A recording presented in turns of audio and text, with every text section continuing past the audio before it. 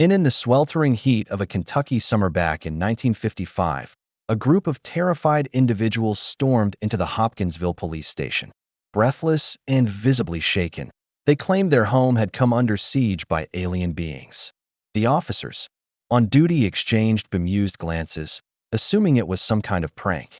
What they didn't realize was that they were about to dive headfirst into one of the most detailed and puzzling UFO cases in American history. When most people think of Kentucky, images of lush green landscapes, horse farms, and bourbon distilleries often come to mind. But for some, the bluegrass state holds much darker associations. Eerie folklore, otherworldly creatures, and chilling tales passed down through generations. From the elusive hillbilly beast, a Bigfoot-like figure rumored to prowl the forests, to the sinister goat man of Pope Lick Creek, said to lure victims with the voice of a child, Kentucky's darker legends run deep among the lesser-known. But equally bizarre stories is that of the Little White Men of Kentucky, a legend that might tie directly to the incredible encounter we're about to revisit.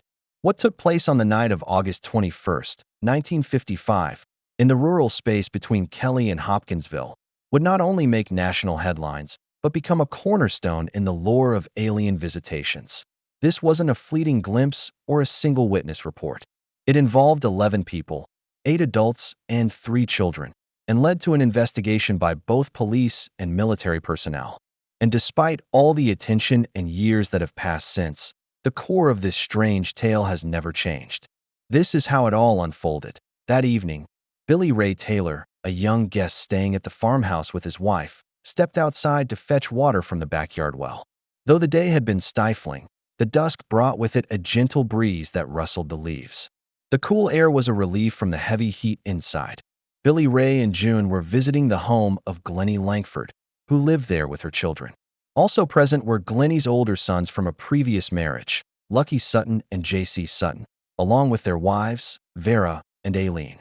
Eileen's brother, Opie Baker, was there as well. In total, 11 people sat inside the farmhouse that night, enjoying each other's company while trying to ignore the humid air pressing in around them. When Glennie mentioned they'd run out of water, Billy Ray had eagerly offered to fetch more. As he walked through the back of the property toward the well, he paused for a moment to take in the surroundings. Trees bordering the clearing, shadows growing longer by the minute. It was the kind of land he wished he could one day call his OWN.AS. He reached the well and dropped the bucket. Something overhead caught his eye. There, in the darkening sky, was a metallic object. It shimmered briefly in the last light of the setting sun and trailed a streak of multicolored light as it arced through the air and dipped behind a row of trees some distance away. Then, a dull thud echoed in the distance. Billy Ray froze. He knew immediately something had crash-landed. Grabbing the bucket, he sprinted back to the house, breathless, shouting to the others that he'd just seen a flying saucer crash nearby. His declaration was met with laughter. The group assumed Billy Ray was just pulling another one of his pranks, something he and Lucky were known for. But this time, Billy Ray's expression said otherwise. He was pale, shaken, and visibly disturbed. Once they realized he was serious, the group tried to rationalize it. Maybe a meteor or a shooting star. But Billy Ray wouldn't let it go. He insisted Lucky come with him back to the well to look for signs of the crash. The two of them scanned the treeline, hoping to see smoke or lights, but the twilight made it difficult to spot anything definitive. Then, a sound. A branch cracking. Something was moving in the woods. They turned toward the noise and spotted a soft glow near the forest floor, moving steadily toward them. It was too dim for a flashlight, too steady for a lantern, and had no distinct shape. As it drew closer, they began to make out a form. A small, humanoid figure with overly long arms, a bulbous head, and glowing eyes that shone like headlights in the dark. Its limbs seemed too long for its body, and most disturbingly, it didn't walk. It glided effortlessly just above the ground. Billy Ray and Lucky didn't wait for it to get any closer. They bolted back to the house, slamming the door behind them. Glennie, who had been chatting with the others in the front room, rushed to the hallway as the two men came crashing through the door. "There's something out there," Lucky shouted. "Something's in the woods, and it ain't human." Glennie assumed it was just another gag.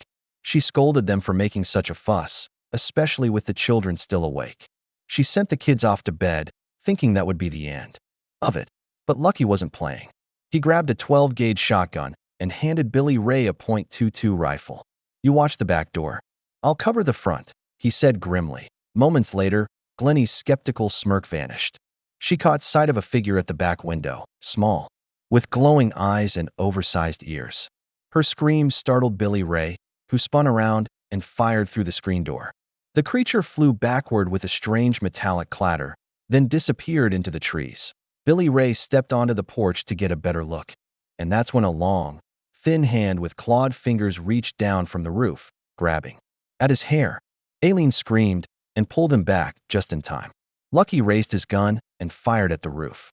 Another creature tumbled down, rattled, and then skittered into the woods, completely unharmed.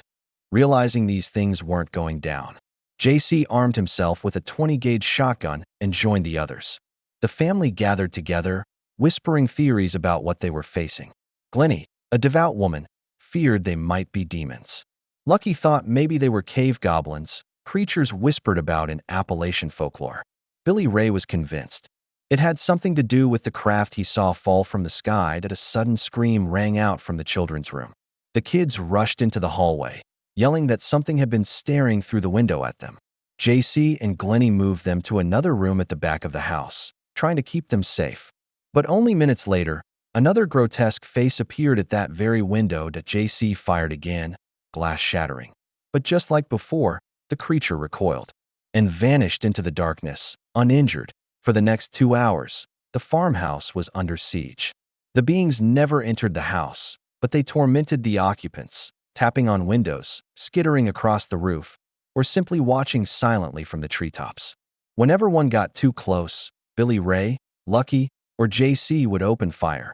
Yet, no matter how many times they were shot, the creatures just bounced back like tin cans. The family was exhausted, terrified, and nearly out of ammunition. Between the three men, they estimated at least 4 distinct creatures had circled the property during the attack, and they had fired well over 100 rounds in defense. Finally, around 11:30 p.m., the activity stopped. The silence was eerie, as if the forest itself was holding its breath. Not willing to risk another encounter, the family piled into 2 trucks and drove straight to the Hopkinsville police station. At first, the officers thought it was a joke, but the family's terror was too real to ignore. The police feared a violent confrontation might have occurred, so they called for backup. Within the hour, the Sutton farmhouse was swarming with officials, city police, state troopers, deputy sheriffs, and even military police from nearby Fort Campbell. They found evidence everywhere: bullet holes in doors and windows, shell casings across the floors, and damaged screens from gunfire. One officer even spotted a strange glow in the woods, but a search turned up nothing. At the spot where Lucky claimed to have hit one of the creatures, investigators found an odd, slick stain on the ground. It shimmered under light but offered no clues. Every witness, from children to adults, told the exact same story with incredible consistency. Neighbors later confirmed seeing strange lights in the woods and hearing gunfire. Some assumed the Suttons were chasing a wild animal. Others heard the gunshots and thought nothing of it, until the story broke the next day. The next morning, curious neighbors visited the property, but found it empty. The family had fled once again. Glennie had seen another creature peeking through her window at 3:30 a.m., and that was the final straw. In the weeks that followed, the story spread like wildfire. Newspapers, radio, and TV crews descended upon the area, hoping for interviews. At first, the Suttons cooperated, but it didn't take long for the media to mock and ridicule them. Hurt and humiliated, the family stopped talking to reporters entirely. Despite pressure, none of them ever changed their story. Their accounts remained firm and eerily similar, even decades later. Eventually, the family abandoned the farmhouse, not just because of the press, but because they genuinely feared the creatures would return. Skeptics offered their own ideas. Some suggested the family had mistaken owls for aliens, particularly the large, aggressive great horned owl, which has reflective eyes and is fiercely territorial. But these birds don't float, they don't rattle when shot, and they certainly aren't bulletproof. Others claimed the family was drunk or concocted the story for money. But police found no alcohol on the property, and the family never profited from the tale. They did charge a small fee to trespassers who kept showing up, but only to keep people away. In the years that followed, friends, neighbors, and even investigating officers vouched for the Sutton family's honesty. None of them sought fame. If anything, they wanted to forget it ever happened, but something did happen that night in 1955. Something strange, frightening, and unexplained. And in 2012, an eerily similar case emerged, renewing fears that the Kentucky Goblins might not be just a legend after all.